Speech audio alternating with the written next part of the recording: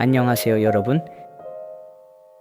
이런 아름다운 음악의 배후에 난잡한 사생활의 주인공이 있다면 여러분은 믿으시겠어요? 바람둥이 하면 여러분은 카사노바가 떠오르시나요?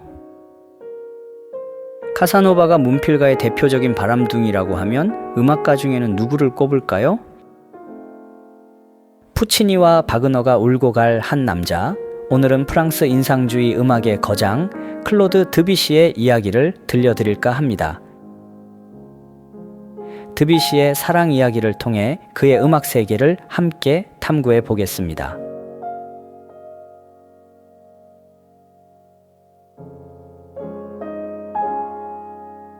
드뷔시, 그의 환상적이고 신비로운 음악은 어떻게 탄생을 했을까요?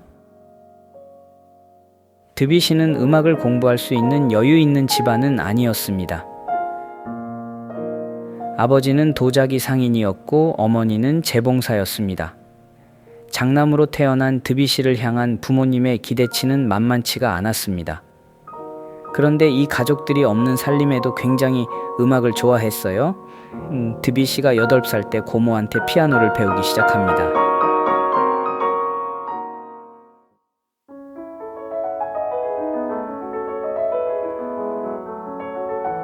주위에서 소개를 받아 후작인 미망인을 만나게 되고 그 미망인의 후원으로 파리 음악원에 입학을 하게 됩니다.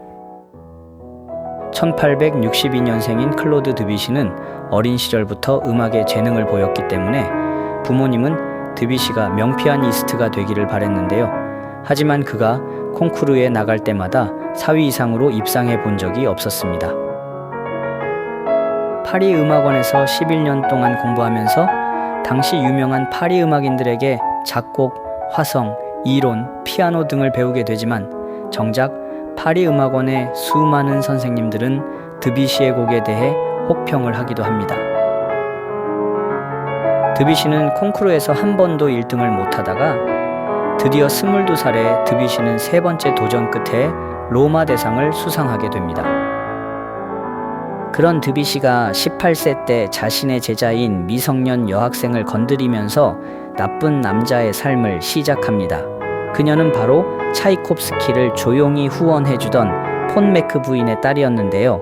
폰 메크 부인이 자신을 그렇게도 신임해줬는데 어떻게 그녀의 15살 딸을 건드릴 수 있었는지 말이 안 나옵니다. 드뷔시는 12살 연상인 소프라노 가수 마리 부인의 피아노 반주를 해주면서 또 사랑에 빠집니다. 그녀는 심지어 드뷔시에게 게스트룸을 아예 줍니다. 둘의 관계는 향후 8년이나 지속되고 그녀는 드뷔시의 오페라 펠레아스와 멜리장드에서 주인공을 맡기도 합니다. 그의 초기 작품 2개의 아라베스크에서 마리와의 사랑이 고스란히 느껴집니다.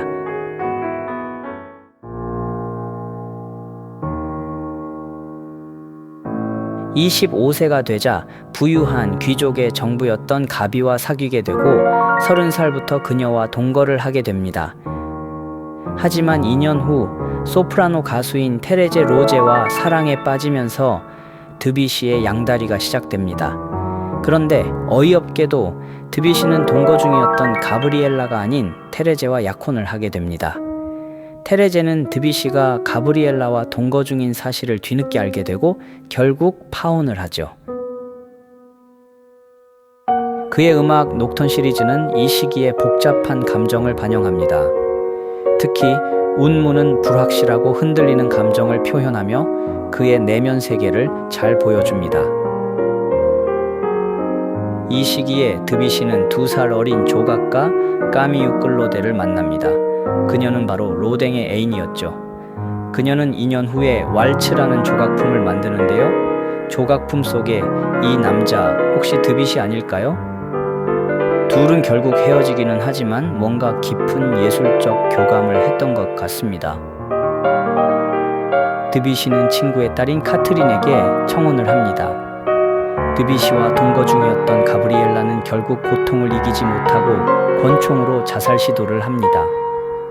다행히 목숨은 건졌지만 드뷔시는 가브리엘라와 카트린을 놔두고 가브리엘라의 친구인 릴리에게 반해버립니다. 아마도 릴리는 드뷔시가 친구의 애인이다 보니 구애를 계속 거절했겠죠. 하지만 드비시는 자신을 안 만나주면 손목을 끊고 죽어버리겠다며 릴리를 협박합니다. 이런 공포스러운 협박에 결국 둘은 연인이 됩니다. 드비시가 자신의 친구와도 바람을 피우니 이제는 정말 더 이상 물러날 곳이 없던 가비는 떠납니다. 1899년 10월 19일 드비시와 릴리는 결혼을 합니다만 우리의 드비시는 가만히 있지 않았어요. 그는 결혼 3년 차에 제자의 어머니인 엠마와 사랑에 빠집니다. 엠마는 드비시보다 3살 연상이었는데요. 과거 드비시의 선배 음악가인 가브리엘 포레의 연인이었던 여성입니다. 그가 엠마를 위해 작곡한 바다는 두 사람의 뜨거운 사랑과 격정적인 감정을 담고 있습니다. 파도처럼 격렬하면서도 아름다운 선율이 엠마와의 관계를 상징하죠.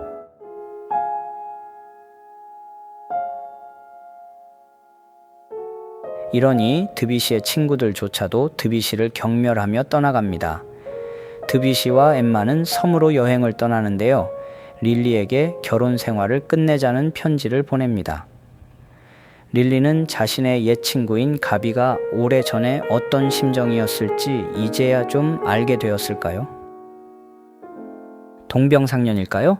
가브리엘라처럼 릴리도 권총자살을 시도합니다. 릴리는 다행히 죽지는 않았는데요. 드비시는 신문에 일면을 장식합니다. 작품이 아니라 스캔들로요. 드비시는 부자 남편과 아이들까지 버리고 온 엠마와 결혼하는데요. 다행히 둘은 서로에게 마지막 사랑이었습니다. 이 두 사람의 사랑의 결실은 클로드 드비시와 엠마 바드닥의 이름을 딴 클로드 엠마였어요. 별명은 슈슈였는데요. 드비시는 이 귀여운 딸 슈슈의 창의성을 개발해주기 위해서 피아노 모음곡 어린이의 세계를 작곡해줍니다. 그중 6번째 곡인 골리워그의 케이크워크에서 골리워그는 바로 슈슈가 가지고 놀던 인형 이름입니다. 이 인형 골리워기 키위를 먹기 위해 뒤뚱거리며 걷는 모습을 표현한 아주 재미있는 곡입니다. 귀여운 딸 슈슈로 인해서 딸 바보 드비시의 여성 편력은 여기에서 종지부를 찍습니다. 그의 후기 작품 잊힌 노래들에서는 그의 성숙한 사랑과 삶의 철학이 담겨 있습니다.